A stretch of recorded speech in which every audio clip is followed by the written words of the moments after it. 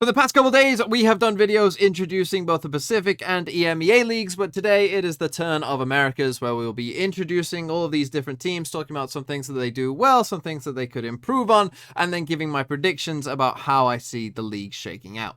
So let's start with our very first team, which is 100 Thieves, and yes, they didn't play perfect or anything like that, but they did have this kind of weird, quirky, cool round. They start off here towards mid, and they did have a couple rounds like this in each of their games, right, where they had some nice rounds. This one, I'm not quite sure. You can be the judge. Does Cryo mean to miss this dash or not? I don't quite know, but it fits quite well with the rest of the plan where, you know, the counter utility comes out, but he's actually not getting hit by it because he either intentionally missed the dash or not. But then we get this Silver ult into an Omen ult into spawn as well. So we're Silver ulting down here, creating just a lot of pressure, a lot of noise, and we've gone for an Omen ult as well.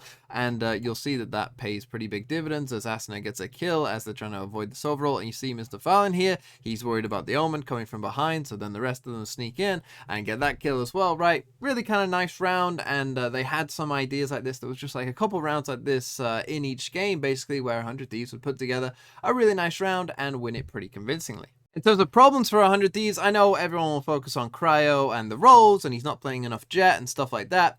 But to me, there was also some other issues as well, where there was moments of like slight disconnect, I feel like, in the team at points, right? This is perhaps the best example of it, where after Bang gets this kill just here, we end up in a 5v2. And in a 5v2, you're like, you know, this is unlosable, but you're going to see just like just a disconnect come out, right? Where we're getting into position to set up for this 5v2, right? We got Stella just watching this. That's fine. We got two people gathered up here. We're going to get two people gathered up there. And you'd think like, you know, this is just going to be absolutely fine. But you'll see that, you know, Bang essentially ends up running out on his own whilst Derek is getting a shock dart out. So this ends up being a 1v1. Then when Derek's getting a shock dart out, he gets swung on, dies as well. Asuna then tries to trade these kills, but he's now alone, and so he dies as well. And then it's a 2v2. Cryo tries to go up on his own.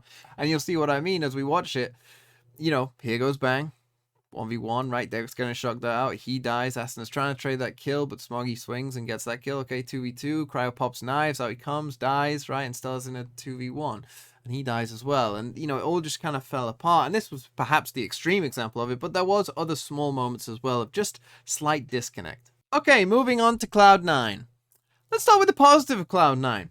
They had some nice ideas, right? Like this idea on Pearl was quite nice. I liked their comp and the way that they played it here on Pearl, and I liked that they had a good idea for DRX and what DRX like to do. For those of you who don't know, DRX on this B site, they like to dash in towards elbow and flash with it just like this, and it looked like C9 were very ready for that. You know, preparing stuff with the Sage Wall, with a Judge, and we ended up with quite a few rounds like this where they just ended up kind of destroying on this map against multiple teams because they had some very nice rounds. And this was just a bonus round as well, so they don't even have the great guns, but they do manage to win this round. So, you know, there are some positives there for C9. Problem for C9 is the org. Right, I feel a bit bad for the players and for the coaching staff and whatnot that they signed with this org, this prestigious org that you think is, you know, going to give you a really good chance to win, and then the org just kind of screws you over, and you know, basically takes you from what everyone thought would be a very, you know, tough contender, top contender for being very good, to, you know, now adding in some players who, you know, haven't ever competed this level before, at least with the rumors. You know, it's not actually fully confirmed yet, but, you know, it pretty much will be that. And, you know, I feel bad for those players as well, because if they don't perform, everyone's going to be like, well, yeah, why would you sign those players, right? But, I mean, even if they do pretty well, but just not, like, amazing, you know, everyone's going to say, you know, well, it wouldn't have been as good as with Ye, or you could have been better with Ye and Vanity. You know, everyone's going to always be saying that no matter pretty much how well they do, right? And so it's just an impossible situation, and so I just feel a bit sorry because the org is just a mess. Okay, moving on to EG, and EG had some really nice execs like this one here on Ascent. Even little ideas like that, like spamming with the Odin. You see the flash there is really, really nice. You're going to see this dart come in as well, that they get a kill off, right? Just some really, really nice stuff, and particularly in their first game, I thought EG, you know, looked pretty good and looked like, you know, they had some really nice ideas. Some of their timings were really good. It looked really quite drilled and really quite good overall. But then my problem for EG is, whilst they looked really good in that first game, I would be worried that this second game they did not look so good, and that would kind of be my worry going forward, that are they a consistent team? Can they be a consistent team? That would be kind of my worry, because here's a 2v4 that they're playing against Talon. We got BCJ on a big lurk as well, on a big flank there as well. So, you know, we've even got like a kind of backstab option, you know, but you're just going to see it's just comes just in a second, just going to swing out on his own in a 4v2, dies. Right, and now we're gonna get Sushi Boys on Ethan on his own, and this smoke kind of is helping Talon at this point. And BCJ, you know, in the panic of the moment, he misses that Astra Suck as well, so they just stick the spike, and you lose a 4v2 with just a bunch of 1v1s. Yeah, this wasn't a great look for EG. Okay, now let's talk about Furia, and Furia, we're actually going to look at back-to-back rounds from them, because sometimes, and we're going to start with the negative here, sometimes I just feel like, for instance, this round here, Fnatic have a Sov roll, but more importantly, they have a Killjoy, right? And if we take a look at Furia's comp that they were running, right, this like nice, weird comp, there's no way of dealing with that Killjoy, you know, with what they've got pretty much. And so you'd think like, okay, it's 11-10, right? Crucial round in the game. You know, they've got a Killjoy ult, and you can see the Fnatic, they're just playing for this Killjoy ult, right? You would think the Furia here, you know, kind of know that and are kind of planning around that. But sometimes I just think like these small things, these kind of extra steps for Furia, you know, they have the talent and they have, you know, the kind of most of it. They're most of the way there. I just think that what they need to add is some of these, you know, small things, like just thinking ahead a bit more about things like this, right? Because you're going to see our Viper, keep this in mind as well, our Viper is the one who plants the spike here, and yeah, they actually go for a Sov ult here, Fnatic, but they don't hit it. But now comes in this Killjoy lockdown, and they're like, oh yeah, I guess everyone has to just retreat. And so you'll see Fnatic just end up sticking the spike, and even though the Viper planted the spike, they missed the mollies or something. It's kind of a bit weird. I'm not quite sure what happens there.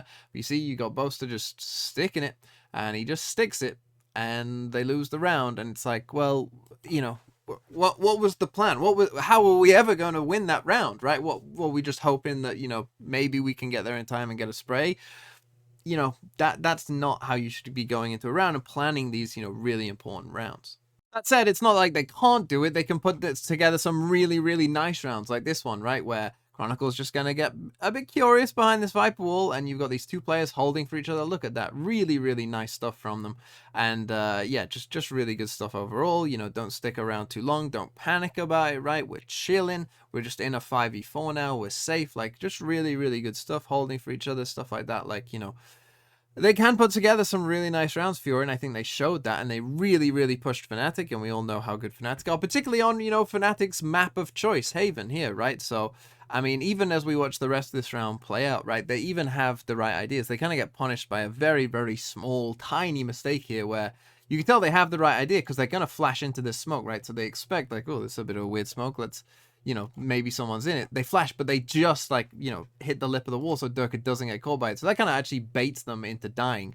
But they come and take Garage, and they trade the kill out well. And, you know, they come and take the site. And then, you know, from the rest of this round as well, they play it really well. And I think most people would have been impressed with Furia, right? It wasn't impressive. Boaster, this wasn't Boaster's best moment where he accidentally hits reload and dies there. But you see they swing together with the flash, and they win the round, right? So they put together some really nice rounds. I just want to see maybe it be a bit more consistent and a bit more thinking, like, you know, about those little small details as well, and how, you know, what their win condition is and what their opponent win condition is, and playing around them a bit more. Okay, now let's talk about Crew, and Crew have made a coaching change and a player change as well, so honestly they might look very different to how they did here. I'm not quite sure what exactly will happen. They might make role changes, all that kind of stuff, don't know.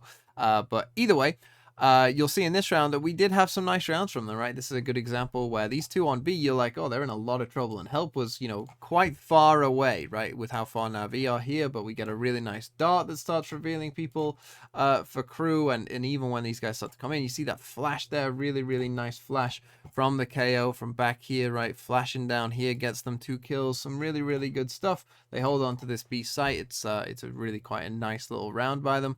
You see they're fighting together as well. Just a really, really good round by Crew. But they also had some rougher rounds as well, like this one, round number 16, where they actually managed to get the first kill. We're just in a nice 5v4. They got the first kill, and they're going to come in towards short, do a little A-split, and all seems pretty well.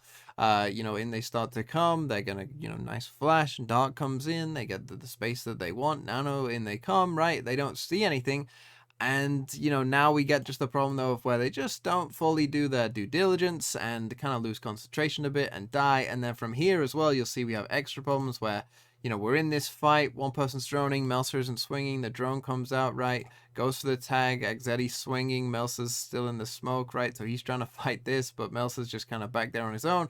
And all of a sudden you're in a 1v3. So yeah, just some of that disconnect there where, we maybe aren't swinging as a team, trading together all the time properly as well. Okay, Leviatán, the good is that they have some really good rounds, right? This would be an example where they have some nice ideas, and yeah, it's just pretty good rounds from them overall, as they're going to do a really, really nice little A-split here, and actually come all the way into window, deeper smoke. They're going to send a nade in there in a second. That's going to get a kill. You see that gets a kill. The nade gets a kill. They pinch on these players on this A site, and yeah, this is just a really, really nice pistol round by them.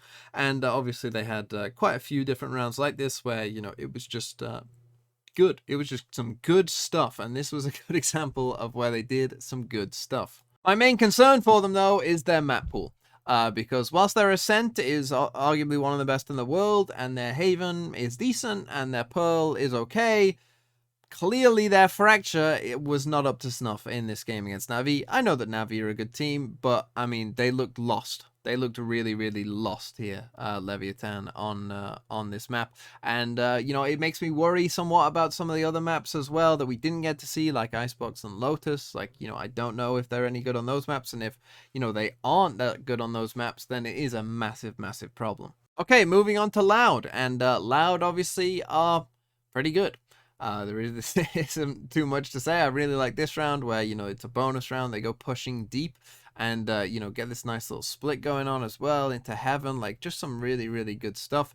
And, yeah, it was a really nice round. And obviously one advantage that Loud had here over the other teams at this tournament was that they had just a meta advantage. They were just ahead of the meta. They were playing stuff that was good and worked, and it was their thing. And yeah, it was just some really, really nice stuff overall, and, they brought them a lot of success, of course. My worry for Loud is what if people start to figure this stuff out, because I think it's going to be more common that you see more teams playing Viper Harbor. We've already seen some other teams, trying out Viper Harbor ever since Loud introduced it, and, if more and more teams are trying it and more teams are getting used to playing against it, what happens if the answers to that comp start to come out, right? Are they going to change again? Do they have more ideas that they can throw out? Or are they going to, end up being kind of stuck where people just figure out how to play against their kind of style? Because, this exact comp, or very slight variations of it, was pretty much most of their map pool. Okay, moving on to MIBR, and MIBR obviously didn't play a great game against Talon here, but there were some nice moments like this one, round number 14, where actually we get a force coming out from Talon, so this was quite an important round, and we see a nice trade there to begin, and I really like there how this breach comes and actually pushes all the way out, and you'll see the util that we get from the rest of the way as well is pretty good, right? They're patient, they're in a 4v3, they play this pretty well, understanding that they're against a force here. KO knife comes out, breach stun comes out. We're going to start getting some flashes here. You're about to get a second flash in a second as well.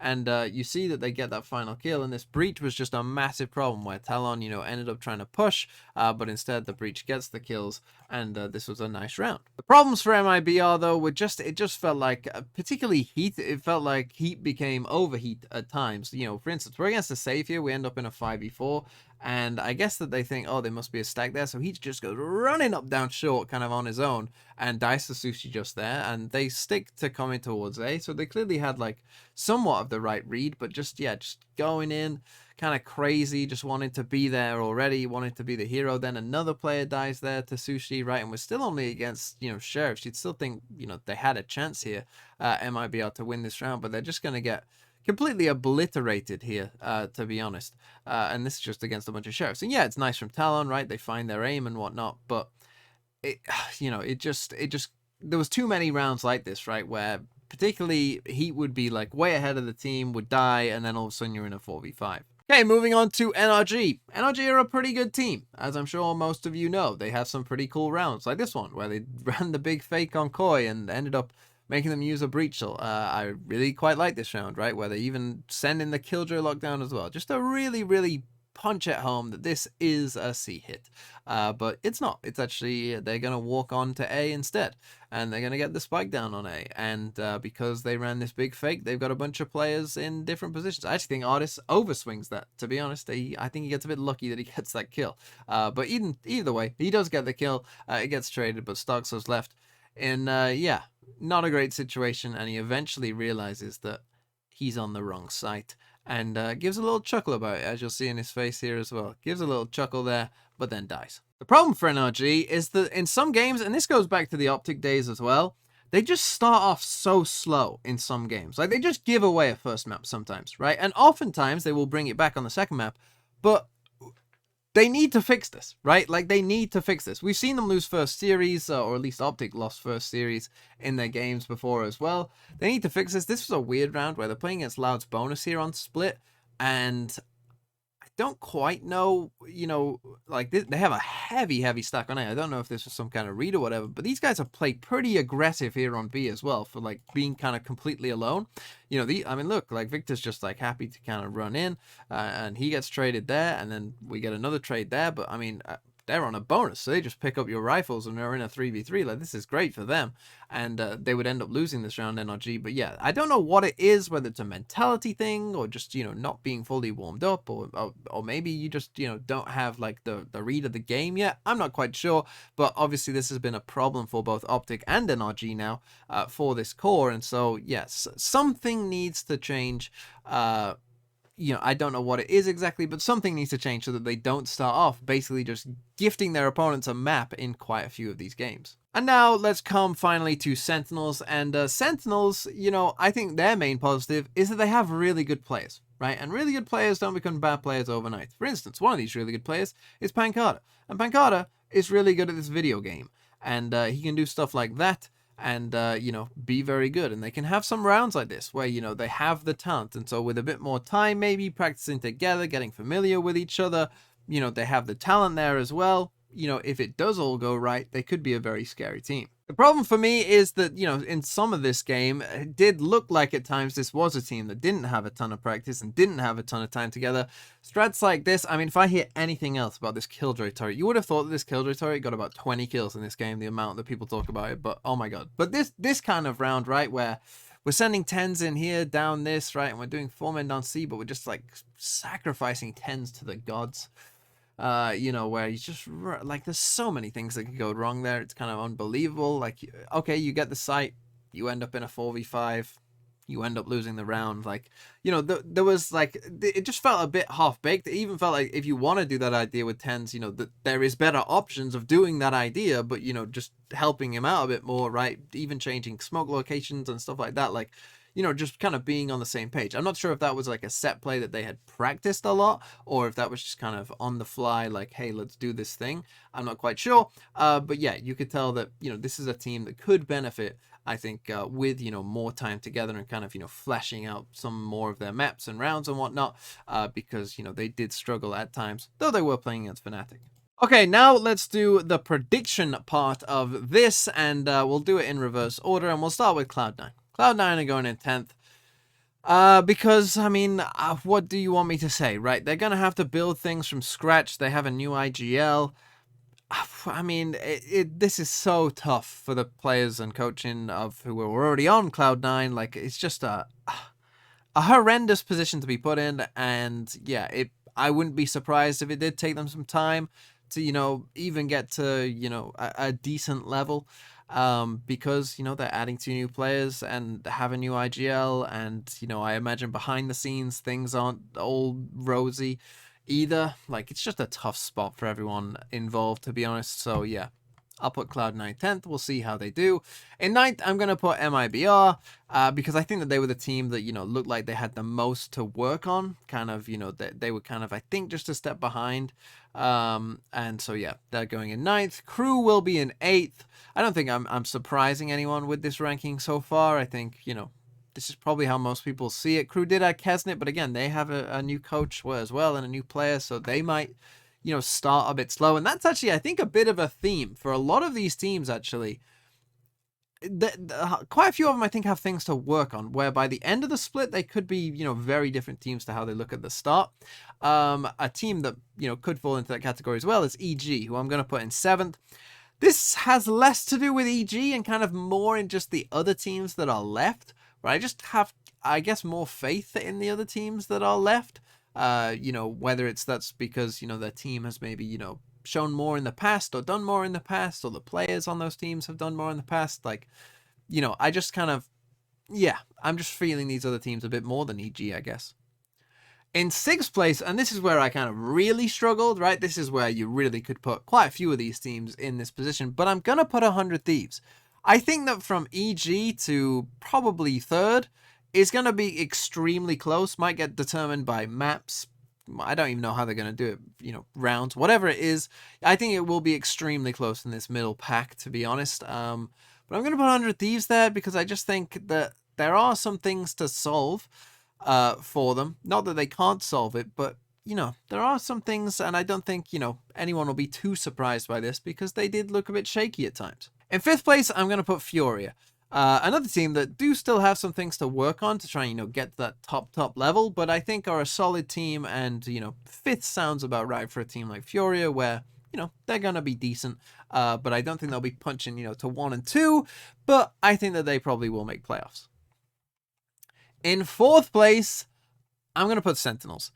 I think this is a pretty fair spot for Sentinels where, you know, they're players, and I think particularly by maybe the end of the split, right, once we get into the kind of final weeks, that Sentinels could be a team that, you know, starts to look good, right, really starts to look like, you know, the pedigree of players that they've got really starts to show. It might take them a bit of a time to get there, but I think by the end of the split, they will have it sorted out, and they will have, you know, what looks like a really good team. In 3rd place, I'm going to put Leviatán. I decided to put Leviatán 3rd because I thought with a lot of some of these other teams, you know, like a Sentinels or 100 Thieves, or, you know, maybe someone else who might have some other things to work on, I think Leviatán, you know, it will be easier for them to kind of, you know, go forward, right? They already have some maps where they're just gonna be good on, right? So they already have some fallback potential of like, we're already good here. So I think early on, Leviatán could do pretty well, you know, even if they do by the end of the split, you know, get caught up by some of these other teams. And then in 2nd place, and I must say that there really is no difference from finishing 2nd or 1st, really. Like, you know, you get the same benefit pretty much. 2nd to 3rd is a big difference, but in the league, finishing 2nd or 1st doesn't matter too much. And so for that reason, I'm going to put NRG 2nd. The reason I'm going to put NRG 2nd is because Optic always used to finish 2nd as well. So that just seems about right. You know, where Optic, even though they were the best team, Optic, they would still lose to the Guard, and they would still lose to Xset, you know, in kind of the grand finals, and finish 2nd, even though they were clearly like a better team overall. So I'm just going to say, yeah, sure, the same will happen to them here, where they just finish 2nd and Loud finish top. So those were my predictions. Let me know what you think in the comments down below. Who do you have winning the Americas League? Where will Sentinels finish? Will they finish 8th? Will they finish 1st? Let me know in the comments down below. And well, it starts tomorrow with the VCT Pacific. I will be watch partying it if I can wake up in time. So see me there for DRX versus Zeta.